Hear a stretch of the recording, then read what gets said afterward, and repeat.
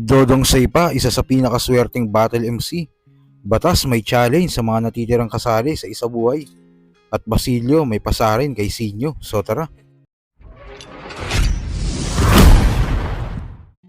Isa nga si Dodong Saipa sa nakilala sa Underground Battle League. Marami siyang battle na entertaining, pero mas sumahatak nga ng views pag babae ang kalaban niya. Dahil madalas ngang magmanyak joke si Dodong Saipa. Ilan nga sa mga tumatak ay noong laban niya kay Platito sa Lyricus Rap Battle League na meron na ngayon 100k views. Salamat nga pala sa nag-imbitang si Tolits. Pinahamak kanyang itinapat dito sa Otits. Kapag tayo na sa kwarto, mahal kong toplatits. Pirmi lang tayo nakaubad. Parang Morovits. Laban niya kay Marichu sa Insane Battles. Maganda ang palitan nila dito. Talagang pinalagan din ni Marichu ang mga baon ni Dodong Saipa. Di ba ako tinutoyo? Kaya huwag kang mangangamba. Dahil kapag ako tinoyo, putang ina mo, kain pepe ka.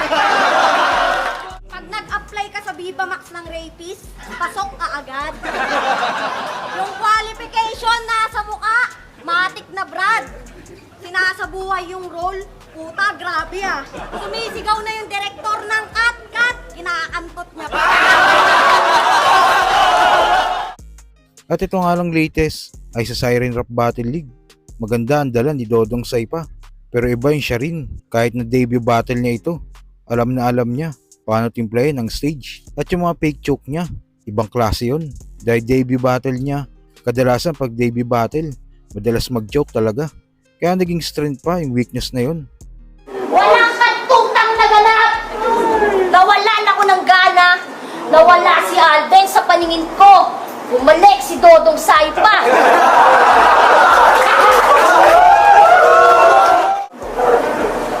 Nabitin ka. Sagot! Nabitin ka! Kayo, nabitin ba? Yes. Deserve nyo yan. Deserve nyo yan. At nabitin nga kayo kasi deserve nyo yan. Gantay, nabitin nga diba? At yung setup at punchline ni Sharin sa round 3, ibang klase, paano niya naisip yun? Yung gayahin yung nanay ni Dodong Saipa. Hahatid sa'yo ng karma. Dinagulat ka na yung babaeng minamanyak mo mula nung umpisa. Pagdating sa dulo, nanay mo lang din pala. Bagamat natalo nga si Dodong Saipa, tingin ko sa kabilang banda panalo pa din eh. Paisahin mo lang ako. Promise hindi na ako uulit. Hindi ka papel, pero ikaw ay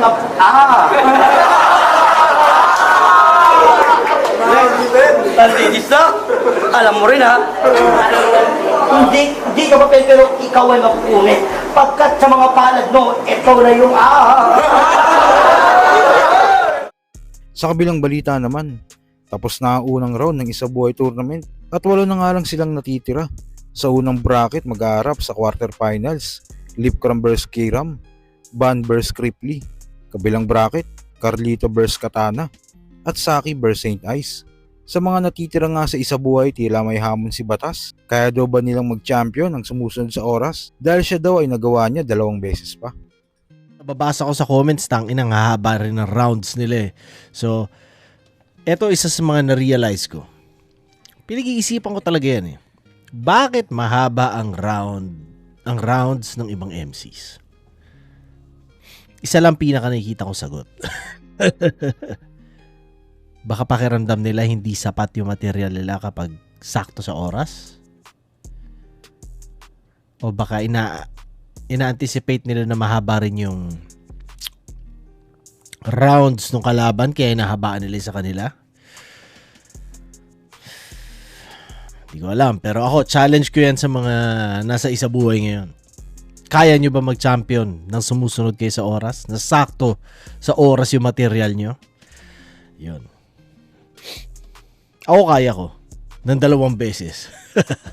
Although, kumbaga parang 2 out of 5. Sa 5 beses ako nagsubok mag-isa buhay. 2 beses ako nag-champion. Yung 3, tanggal ako sa second round. Not bad. Ginusto ko mag-champion sa lahat ng yun. Pero pagkatas mo manalo ng ganun, parang ang hirap i-convince ng mga judge. Kumbaga, eto rin yun na ano ko eh. Sa boxing, kapag dikit yung laban na nanalo ang champion, automatic yun. Kailangan mong ma-knockout o as in convincing na panalo kung challenger. Kung challenger ka, kailangan convincing talaga yung panalo mo para matalo mo yung champion. Dito napansin ko sa sitwasyon ko dati, kailangan kong sobrang convincing. Kailangan ko i-body bag ang kalaban ko para manalo. Pagkatapos ko mag back to back. So, hindi madali, di ba? Kasi, kumbaga parang sinusubukan ko isagad yung nakasagad kong style.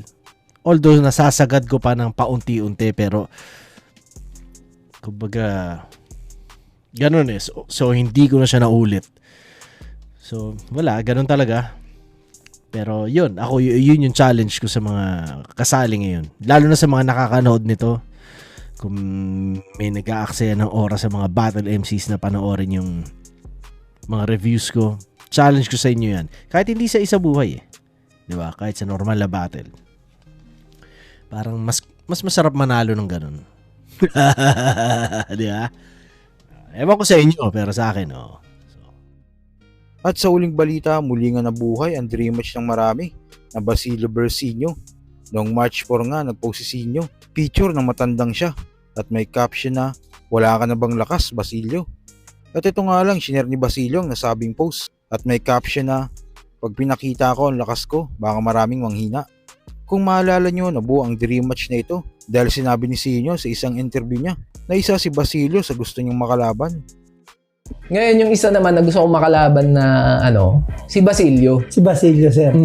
Kasi kumbaga parang as a komedyante, isa siya sa tinitingala ko na sino kayong mas magaling sa amin. Parang gano'n. Nakikurious ako kung anong gagawin niya sa akin. Lalo na si Basilio kasi OG na yan, pioneer na yan eh. Iba yung joke ng tito eh. Gusto kong marinig kung paano niya gagawin sa akin. At sa video nga ni Master Pete, dito ay sinagot ni Basilio ang hamon ni Sinyo. Sinabi nga ni Basilio na posible itong mangyari pagkatapos ng eleksyon. Ngayon ngang tapos na ang eleksyon, mukhang game na ang Lolo Basilio natin. Siyempre, sino mo na yan? Yes. Ayun lang. Posible ba? Posible ba? Na maglabang kami? Oo. Sa bate? Siyempre. Para sa akin, kung ngayon niyo ako tatanungin, hindi pa talaga kasi busy pa ako sa taping, sa papauta ko. Tsaka siyempre, malapit ang mag-eleksyon. Yes. Siguro, after election. Yun Ito na. Tingnan natin kung anong pulso ng mga taong bayan. Siyempre na. Sinyo versus Basilio. Let's go!